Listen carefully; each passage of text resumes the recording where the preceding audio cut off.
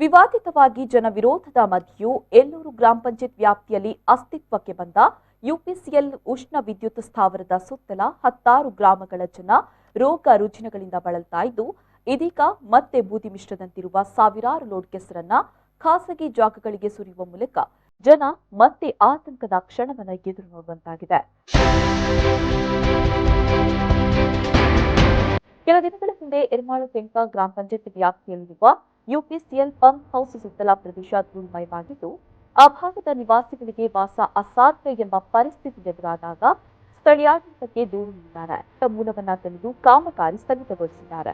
ಜನರಿಗೆ ಸಮಸ್ಯೆಯಾಗದ ರೀತಿಯಲ್ಲಿ ಪೂರಕ ವ್ಯವಸ್ಥೆಯನ್ನ ಕಲ್ಪಿಸಿ ಕಾಮಗಾರಿಯನ್ನು ಮುಂದುವರಿಸುವಂತೆ ಗುತ್ತಿಗೆದಾರ ಡೇವಿಡ್ ಡಿಸೋಜ ಎಂಬಾತನಿಗೆ ಎಚ್ಚರಿಕೆ ನೀಡಿದೆ. ಗ್ರಾಮ ಪಂಚಾಯತ್ನ ಎಚ್ಚರಿಕೆಯ ಹೊರತಾಗಿಯೂ ಟಿಪ್ಪರ್ಗಳಲ್ಲಿ ಈ ಬೂದಿ ಮಿಶ್ರ ಕೆಸರನ್ನ ಪಂಪ್ ಹೌಸ್ ಒಳಗಿಂದ ಹತ್ತಿರದಲ್ಲಿ ಡಂಪ್ ಮಾಡಲು ಮುಂದಾದಾಗ ಸ್ಥಳೀಯರು ವಿರೋಧ ವ್ಯಕ್ತಪಡಿಸಿದ್ದಾರೆ.